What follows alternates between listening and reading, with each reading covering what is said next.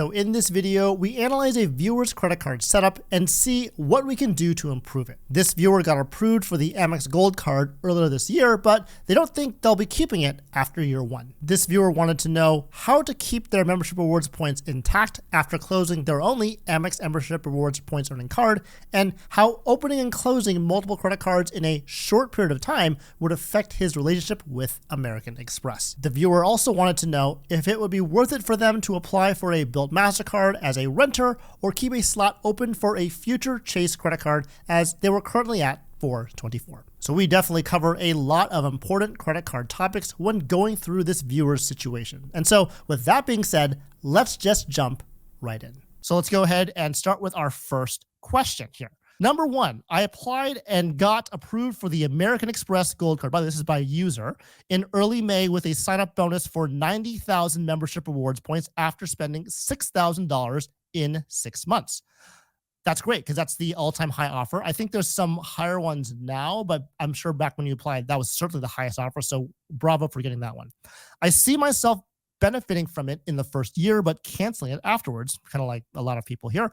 I know that the Amex Everyday credit card has no annual fee, would allow me to not lose any membership rewards points I accrue or earn with the Gold card, and give me a $7 monthly Disney bundle credit for a subscription that I am paying for anyways. And so we're going to talk about that in a second. Number one, what would you recommend taking this approach? Would you recommend taking this approach? Number two, he also asks, would canceling the Gold card and replacing it with a no annual fee card be very detrimental to my relationship with American Express? And number three, do you know if the Amex Everyday credit card would still have access to the transfer partners since it still earns membership rewards points? And so there are two different types of cards you want to be aware of. It's the Amex Everyday card and the Amex Blue Cash Everyday card. And those are going to be different, right? And so the Blue Cash is actually a cash back card. And that's the card that actually comes with the $7 monthly Disney bundle credit. I did try to look at the Everyday card, but there wasn't that credit on there at all. So I don't think that's going to be something you can take advantage of if you decide to get the Amex Everyday card. And so if we look at the Amex Everyday card, the reason why you're getting this card is you want to get something what we call an anchor card. So an anchor card is where if you only have one Amex card and you cancel that card, all those MR points are subject to be forfeited. I think you can call Amex and within 90 days, get those points to be redeemed. But it's a way for you to really keep your MR points safe on a no annual fee card. And there are two cards I think that are worth talking about. I think they're actually the only two cards you can use for this purpose. And that's going to be the Amex Everyday card, which is the personal no annual fee card that gets 2x pack of groceries with a $6,000 per year cap, and then 1x everything else. You have the Amex Blue Business Plus card, which is a business card, also no annual fee, but gets you 2x back on everything with a $50,000 per year cap. And I think my way of thinking about this is that the Blue Business Plus is a much better card for this purpose. There are a number of reasons why that would be the case. And so, again, because you have MR points and your goal was to transfer the Hilton, which, by the way, I didn't cover in that question, but you did put that down there. Your goal was to earn Hilton points with your MR points. And I know a lot of people say that that's not the best way to use MR points, which it's not. But if that's the goal of why you want to get them, then we have to go with that. Clearly, you want to transfer those points out probably in the November, December range when there's that 25% Hilton bonus, transfer bonus to get more points from those MR points. But if that's the goal, then, getting an everyday card to bank them, from my perspective, I don't really recommend that because, first of all, it burns a Chase 524 slot, which is important. And we're going to go over that in more detail with your fourth question, which is going to be on the next couple slides. And also, there's also that Amex 5 card rule. And so if your only purpose of using that card is to bank your points, you're burning one slot just for that purpose. And I don't think that's necessarily worth it unless you're using that card for something else, some other reason. And so one of the things, like I mentioned to you before, was to make sure you get that 25% transfer bonus. I do see a comment here that says Sunmaster, or you can get the Amex checking and not worry about an anchor card. I think that's also a very good point. So thank you for pointing that up. I personally didn't even think about that. So I really appreciate that comment to make sure that we kind of use all of our available tools at our disposal. But if you want to use a card, I would not recommend using the Amex Everyday card for that purpose. And so when we talk about that first question, the answer is no. The second question is, would that affect my credit score or would that affect my relationship with American Express? And from my perspective, I would say that out of everyone on this live stream now probably has at some point closed an Amex card and opened a new one right away. And so I personally don't think that applying for a new Amex card and canceling a current card is going to be a problem in terms of your relationship with American Express. Now, I know that you only have one Amex card because you did list on the next question we talk about the number of cards that you have. But when you apply for a new Amex card and then so you only have one personal card and then you cancel that card, now you have zero. I don't know if that resets your relationship with American Express, if there's some kind of waiting period between that card and then your next card you apply for that, if that's an issue or not. But that would be something to think about, because if you only have one Amex personal card and you cancel it, maybe you'd have to either get another personal card or another business card or some other card to continue on with that specific relationship you have with American Express. And so because of that, I would recommend having one if you'd like to, which is going to be, my opinion would be the American Express Blue Business Plus, if you wanted to transfer those points out to transfer partners. Because to answer your third question, there's only one MR card needed for transfer partners. And unlike Chase, where it has to be a specific card, it can actually be any card that you want it to be, right? And so any card that's MR, obviously. So that could be Blue Business Plus or the Amex Everyday. That should be able to give you access to transfer partners, even if you don't have that. Okay. So let's see here. The next thing I want to go over is the follow-up question to that. That's your next question. And that was, I have a no annual fee credit card with my local credit union that I primarily use for Amazon, the Chase Sapphire Preferred, the Citi Triumph Premier, and the $95 Capital One Venture, in addition to the Amex Gold card. So that's how I know you had one gold card, or one Amex card, excuse me. Currently sitting at 424, and my next two inquiries drops off my credit report in May 2025 and August 2025. We'll talk about that in a second. Is it worth applying for the Bilt Mastercard as a renter after getting the welcome bonus for the Amex Gold if I am also applying for the Amex Everyday credit card in April or May of 2025? Or would it be better to leave one credit card space open for a Chase card? Do you have any suggestions or recommendations for enhancing the setup? I'm not sure if I want to go further in the direction of team travel or take a step back and go towards team cashback.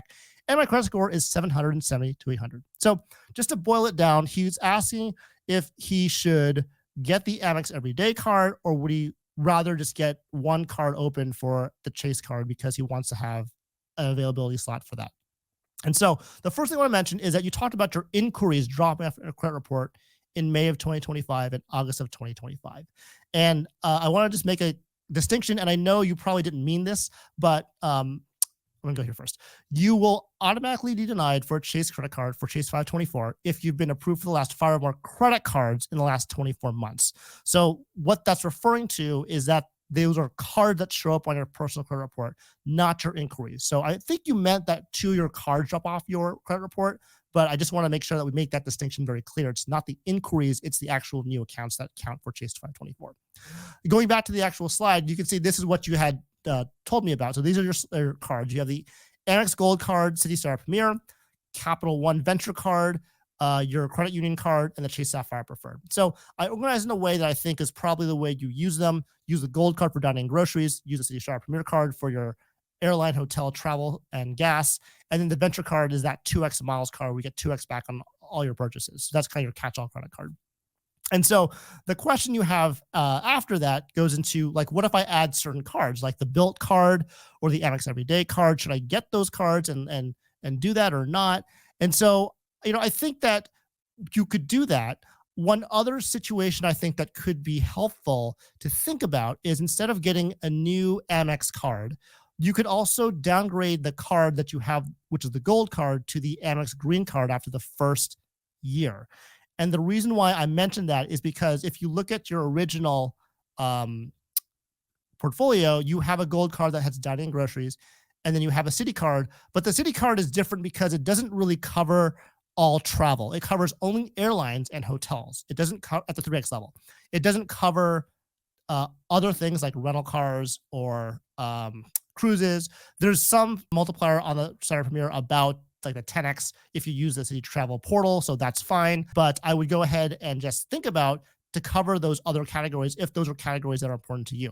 The Chase Sapphire Preferred also gives you a transit category at 2X, but it's only 2X and it's not 3X, which is why you have the opportunity to keep that green card to have coverage of, travel, all transit, and also have a card that may be helpful depending on how you use those statement credits. If you can use Clear, if you can use the Lounge Buddy credit, those are some options to think about in addition to getting another Amex Everyday card, which would burn a Chase 524 slot.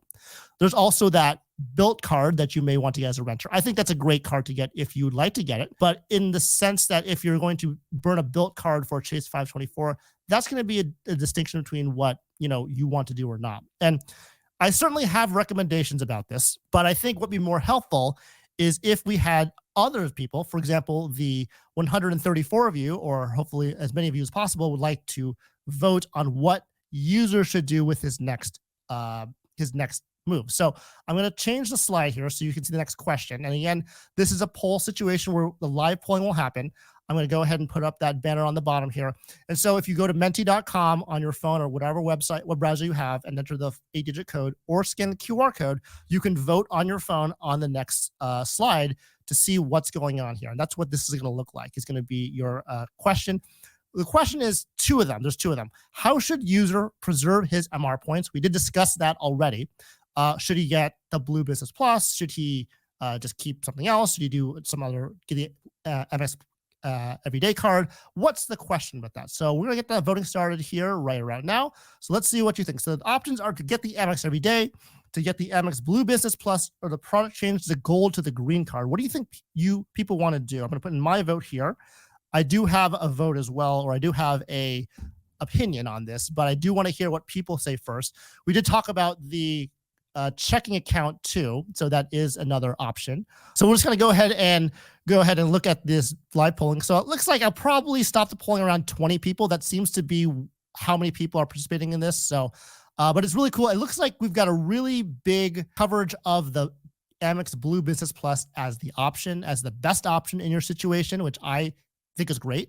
I love the Blue Business Plus. I have a Blue Business Plus for this very exact reason. I do use the Blue Business Plus for my business expenses too, so it does serve a dual purpose. But the other purpose is if I decide to cancel my Amex Platinum card at any time, I'll have a card to preserve those MR points. Okay, so I think we're going to stop there. Looks around 19 people voted. Perfect. Okay, so let me just kind of get everything back off of here.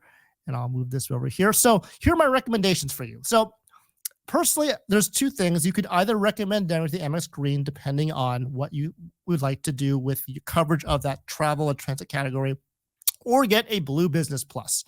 I recommend staying under Chase 524 too, and also want to focus on building your core setup because you have a lot of cards. If we go back to your setup here, you have cards from Amex. You have one of Amex, one Citi, one Capital One, one Chase Sapphire Preferred. Now, that's good and bad. It's good that you now have a foothold in every issuer, but it's bad that now you're spending on different cards for different reasons. And so to build up the amount of points you want to get to that next great redemption is going to be that much harder because you're diversifying your points across 3 different ecosystems. So I think consolidating is going to be helpful. You do have the Citi Strata Premier card. And so that is important because you can use the Citi Custom Cash in addition to that Citi Strata Premier and get that 5X category under control. You can choose whatever you want, restaurants, travel, transit, whatever you want, and then spend up to $500 in that category and get that 5X points back, which is super awesome.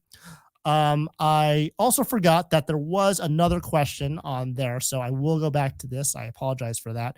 The next question for his situation was, should he get a Bilt Mastercard or should he chase 524? That was actually one of his questions too, is if you had the situation where you were 424 and you were a renter, would you get a Bilt Mastercard in his situation or would you not? And so let's go ahead and start the polling for that too. Oh, I forgot to put my little banner on the bottom. Give me 1 second to do that. Little banner on the bottom. Make sure to join that menti.com and use the code. And here we go. Let's start with the voting here. Should you get a Bilt Mastercard or stay under Chase 524? What do you think? I'm going to submit my vote. It's not really a right answer here. It really depends on what you're looking for, right? And so you can see by the polling already that it's pretty even.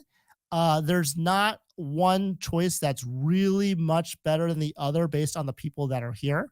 And for those of you who are voting, thank you so much for doing so. I know that it's harder to join if you don't know how to do it, but I try to make it as easy as possible. I think it's fun to see what people say too. And the more people that participate in this, the more fun this is going to be for everybody involved. And the more data we can collect about what we can do to help you in your situation, Mr. User. And so it looks like for the votes that are here, it's about half and half. Some say standard Chase 24 because you can get on the ink train, so to speak. Some people say you want to get the Bilt Mastercard because that is a very powerful card. You get really great points in your rent. You know, if you spend 2,000 or more on rent, 2,000 points a month is not small. It is something that is larger. And so that's definitely something to consider when we think about either staying under Chase 524 or getting Bilt Mastercard. So user, it's up to you. It just really depends on your own situation, but that would be the next thing that we would look for here when we go for that. And it looks like it's 11-11, which is about as even as you could possibly get.